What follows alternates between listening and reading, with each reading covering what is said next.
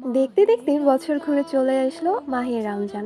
So মাহে রমজানের আগে আমার বাসায় আমার আম্মু অনেকভাবে প্রস্তুতি নেয়, যেমন হচ্ছে বাসা একদম ডিপ ক্লিন করে ফেলে, ফ্রোজেন আইটেমগুলো আগে থেকে বানাই রাখার চেষ্টা করে। সো এরকমেরই আজকের হচ্ছে বেশ কিছু জিনিস আম্মু ফ্রোজেন করবে, তার মধ্যে কিছু ভিডিও আমি তোমাদের জন্য নিয়েছি।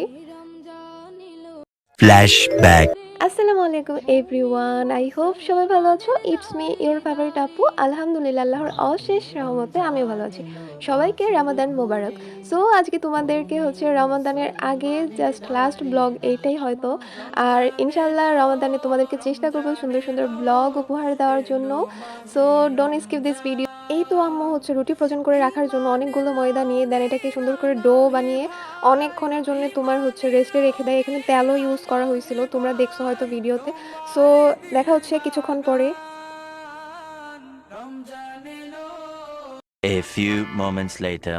এই তো তোমার প্রায় ১ ঘন্টা তোমার রেস্টে রেখে দেওয়া হয়েছিল এই ডোটা। আর এখন হচ্ছে সুন্দর করে অনেকগুলো রুটি বেলে নিবে, আর এই রুটিগুলো বেলে তোমার হালকা করে সেঁকে নিবে। অ্যান্ড তারপর হচ্ছে তোমার প্লাস্টিকের কোনো একটা ব্যাগের মধ্যে ভরে দেন ফ্রিজে রেখে দিবে। এটা হচ্ছে রমাদানের আগে আমার আম্মুর হচ্ছে প্রথম মানে ফ্রোজেন আইটেম করা।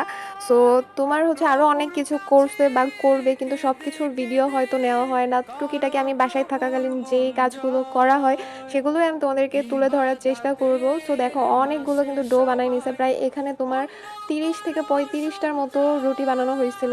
আর আমাদের বাসায় রুটি বানানোর পিছনে একমাত্র কারণ আমার আব্বু প্রায় সময় তোমার রুটি খাওয়ার আবদার করে। আর রমজান মাসে হচ্ছে সারাদিন রোজা রেখে রাতের বেলা তোমার রুটি করে দেওয়া আম্মুর কাছে হ্যাসেল মনে হয়। এর জন্য তোমার অনেকগুলো রুটি বেলে দেন ফ্রোজেন করে রেখে দেয়। আর এই রুটিগুলো অনেক কাজে আসে তোমার ইফতারের অনেক কিছু আইটেম বানানোর ক্ষেত্রে। সো এর জন্যই আম্মু হচ্ছে অনেকগুলো রুটি তোমার রোজার আগে আর কি এগুলো বেলে রেখে দেয়। আর রমজান মাসে কে রুটি খায় ভাই, মানে হচ্ছে আমার আব্বু খায় আসলে। তো যাই হোক, কিছু করার নাই, এক একজনের এক এক মানে মতভেদ। সো তোমাদের রমাদানের প্রস্তুতি কেমন আমাকে চাইলে কমেন্ট বক্সে জানাইতে পারো। আর আমার তো রমজান মাস আসলে আমার এত বেশি খুশি লাগে, মানে আমি তোমাদেরকে জাস্ট বুঝাইতে পারবো না। ছোটোবেলা আরও বেশি আনন্দ লাগতো, কিন্তু এখন অনেক আনন্দ কমে গেছে। তারপরে আমার হচ্ছে পুরো বৎসরের মধ্যে হচ্ছে রমাদান আমার সবচেয়ে প্রিয় মাস বলতে পারো।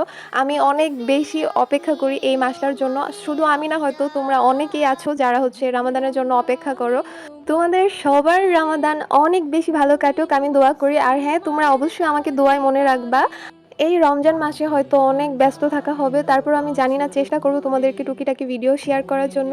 সো আজকের ভিডিও এই পর্যন্ত। আমার ভিডিওতে বলা কোনো কথায় যদি কোনো কষ্ট পেয়ে থাকো, তোমরা সবাই অবশ্যই আমাকে ক্ষমা সুন্দর দৃষ্টিতে দেখবা। পৃথিবীর যেই প্রান্তেই তোমরা থাকো না কেন, দেশে বা প্রবাসে, তোমাদের সবার রমাদান অনেক বেশি ভালো কাটুক। সো আজকের ভিডিও এই পর্যন্ত। আসসালামু আলাইকুম, আল্লাহ হাফিজ। আর হ্যাঁ, আমার পেজটা অবশ্যই ফলো করে দিবা। রমাদান মোবারক।